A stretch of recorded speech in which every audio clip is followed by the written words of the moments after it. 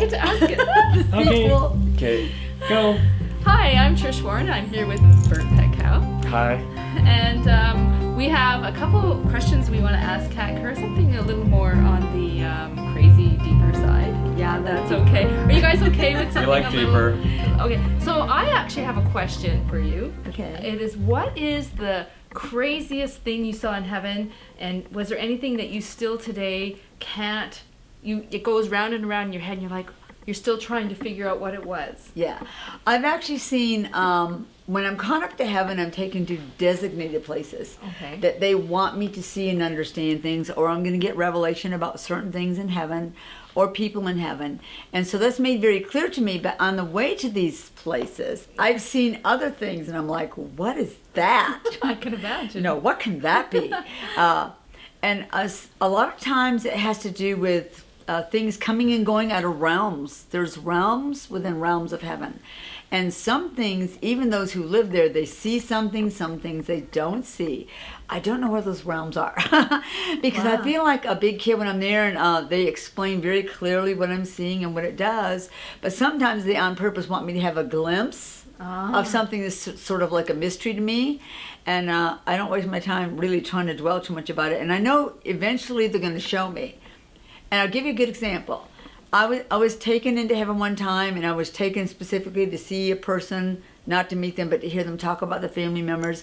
And on the way, we passed by this place, and as walking down this path, I saw a whole family, like about 4 or 5 members of a family, and they were racing down this really high hill. I mean, running like full tilt, and I'm like, they gotta stop. They're not gonna stop. Of course, I know in heaven you can't get hurt, but they were racing into this whole field, and then I saw like these 7-foot flowers. But instead of the faces being, like a flower, the face faces forward, it was like up. Like it was like looking up, like into the sky. And they ran so hard, and they just grabbed the stalk of this flower, and all of a sudden it caught them up. And the flower petals became like propellers. And Wow. they're like all going across the sky, and I'm like, where are they going? What are they doing? How did they just do that? And I'm like, Wow. well, and I don't know if it was a Lord or somebody who was ever taking me, was just grinning. They didn't answer my questions. I'm like, So I actually thought about that for a while. And then later on, maybe several months later, I was in New Jersey speaking at a meeting. And the 17-year-old, it's always the young people that get those questions, get those answers from God. They said, I would like to know, is there any place in heaven where the trees talk, the flowers talk, and the rocks have faces? And I'm sitting there, and all of a sudden was caught up. Wow. I was caught While up. he asked the question. Well, it was a she. While she asked Well, the question, I'm wow. thinking, this place looks familiar. And all of a sudden, I looked over, and there was that whole field of flowers. And I got like, you can get goosebumps in heaven. It's so exciting. And I'm like, what is this place? And all the flowers, and I saw people like grabbing them. They're taken up in I think the Holy Spirit told me they were called flower copters. And they take you places in heaven, normally into the friendly forest. And I'm like, the friendly forest. And then they took me into this friendly forest, and all the trees had faces. I mean, like real mouths, eyes, nose. And I'm like, what is this place? And as they would get up, they would actually pick the roots up and begin to walk like people. Wow. And they'll come up, put their branches around you like that, and start talking to you. And I'm like, they're having conversations. Wow. So it was, to me, that was really weird. I mean, I knew that buildings seemed to be alive. Your clothing seems to have life in it. But I didn't actually think, when it said that, the flowers clap their hands for joy, I didn't think that literally meant it, but guess what? They do. And so I was taken, and I sat down by this beautiful stream with a waterfall, and there was this huge boulder next to me. It was like an 8-foot boulder, and I'm just sitting there watching the water, and all of a sudden the waterfall's face appeared. And this waterfall starts talking to me. And here's these trees over here talking. I'm like, okay, this is kind of, I wasn't afraid, but it was like, I was getting kind of undone because I never expected to see that. And yet it's heaven, so anything should be possible, right? And so this waterfall starts talking to me about the glories of the Lord, And it starts singing, and all of a sudden I hear the sound, and this boulder turns, like the top half turned, and here was this massive face on this boulder, and it starts talking to me. I'm like, the rocks are talking. What was he saying? He was saying hello to me and glad that I was visiting in the friendly forest. And I'm like, the friendly forest, it sounds like a fantasy. And he goes, no, we all have life here. We're here to worship with you and sing praises to God. And the waterfall is still singing, right? The waterfall singing. This boulder joins in and sings. And then all of a sudden I hear the sound like gravel, like someone walking on gravel, or little sounds. It was like, I can't make the sound, but it's like little rocks hopping. Right. And I look down and here's these little pebbles. And they all have faces.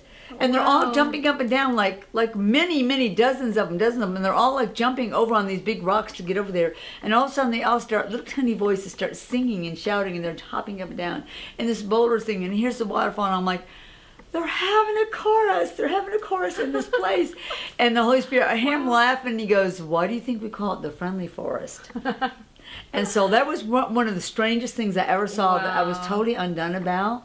But I was taken back and given, more detail about it. So you actually can have conversations with the trees and the rocks. And I happen to know that I used to see, when I would take them to mansions, I see trees growing out of the floor of your mansion. And I went, wow, you can have a forest in your mansion, but that's not what it was. They come home with you as a friend, and they plant themselves in your mansion and stay for a while and visit with you. Wow. And you have conversations with these trees, these friendly trees and flowers actually will go home with you.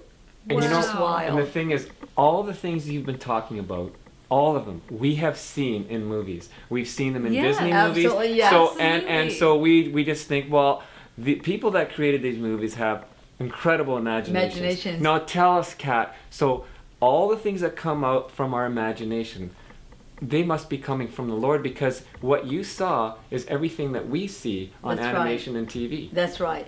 All those ideas come down from heaven. And another thing that also was very strange to me, now I knew in the Bible about the living creatures that look like what we would call half human, half animal. Right. The Right. 4 living creatures Yes. that have heads of other things, animals and things. But I found out that's actually kind of normal for heaven. Wow. Really? There are many beings that we would call half animal and half human, but they've always existed. We're the strange ones. They actually think we're strange. Interesting. We're a whole different new race that think, well, those people are really strange. And they don't even know if there really is a God, and yet they say they belong to him. But there are beings. There's many things I saw, like horses, like with human heads.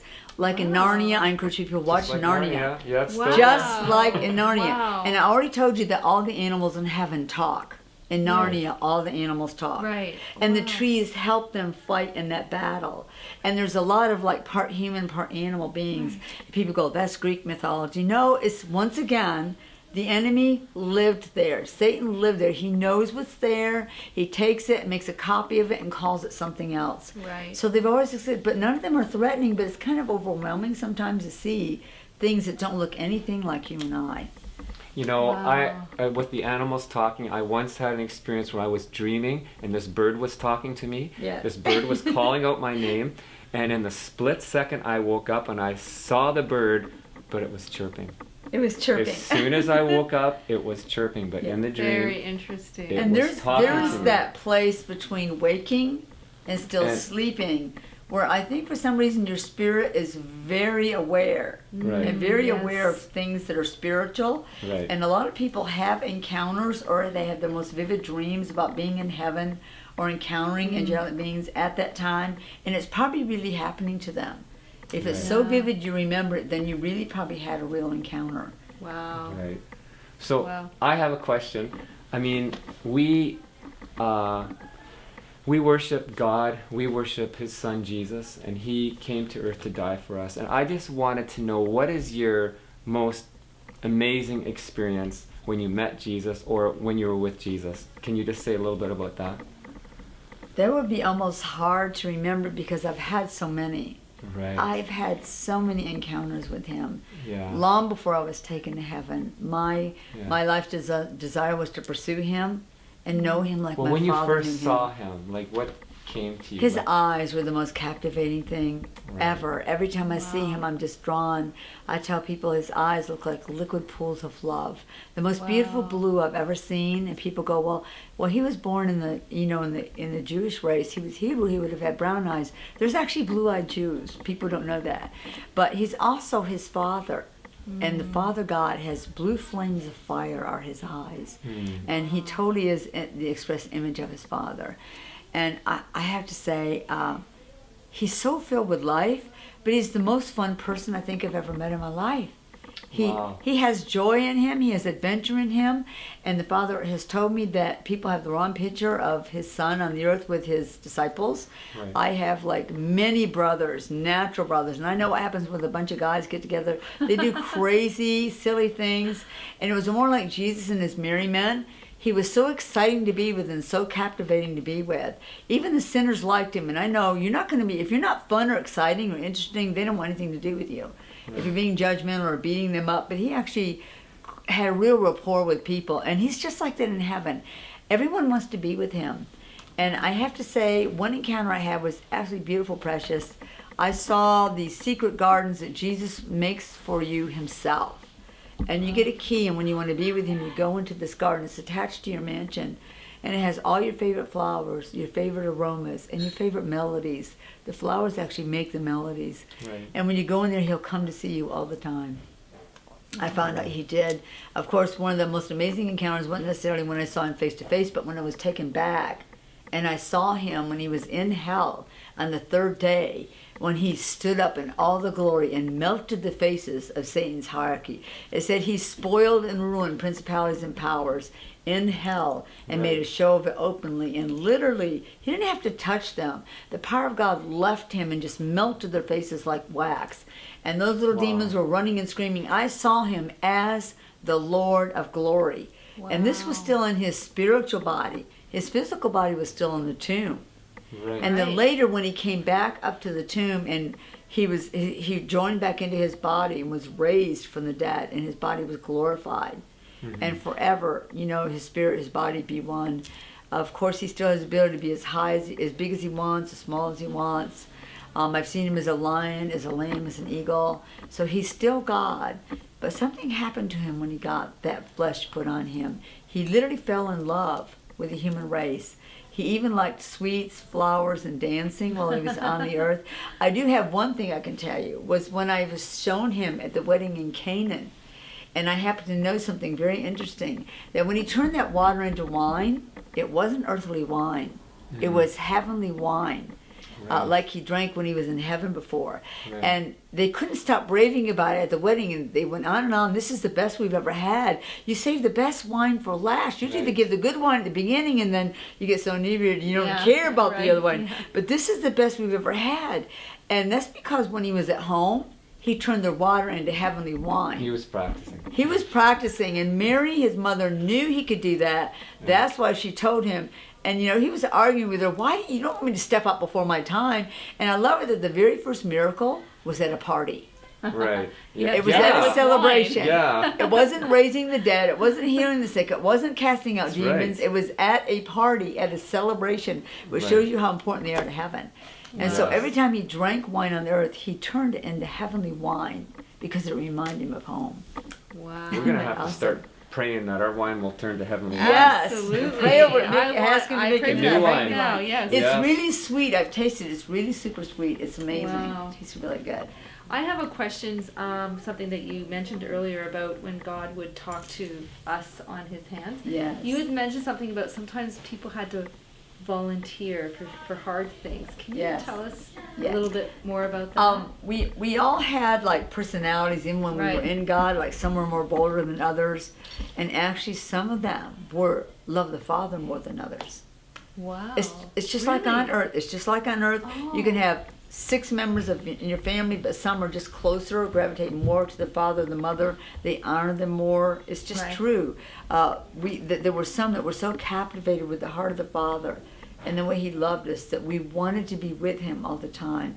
And so we actually would come out and sit in his hand more than others might stay inside and play. Didn't mean they didn't care, just meant that their personalities were different, or their hunger level wasn't as great. And many times he would share with us things that were going to happen in the future and talk about it, and we were just so willing to be sent. Mm-hmm. You know what when he was telling Jeremiah, when he said, I'm too young to go, he goes, no, I want to use you just the way you are. Right. If I send you, if I've anointed you, I called you, I sent you, I've appointed you, then you'll have everything you need. I've called you to be a prophet to the nations. He never saw himself that way. And yet while we were with God, he already had plans for us. Right. But we did have to be willing. Wow. And many of us did offer and say, well, I want to go. I want to do that for Right. you. And so it's what's so awesome is when you get to heaven, he wrote every day of your life in a book before you were born. And you'll know when you get to heaven, he gives you that book. Wow. And you'll see all the things he had purpose, not the enemy, and what his plans were for you. And you see so much the love of God and the care he had for you. So yeah. You know, that so motivates me, at least, to do everything I can to really participate.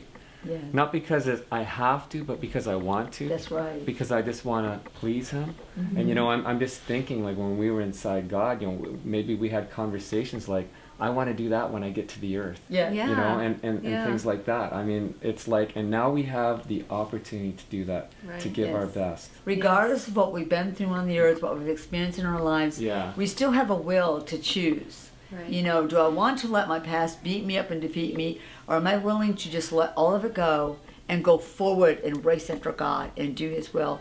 And the word says, pray that my people be willing in the day of my power. Right. And that's the time we're in right now. It's very important to be willing and obedient. Those who are willing and obedient shall eat the fat of the land. Right. That means that you will be prosperous, you'll be successful in ways maybe you don't think about. But God does have special promises for those who are willing and obedient, who pursue him. We get the Wow. desires of our heart. Wow. And it's worth it when you look at the scope of eternity to this little tiny shadow of time, to think that billions of years from now we'll be with him, doing amazing things with him. Wow. It's worth anything Oh yeah. that you have to do or give up. It's worth it, all right. Absolutely. Yeah. Wow. Well, this was awesome. Awesome. Thank you, Kat, for doing this. Yes. You're thank welcome. you. Thanks.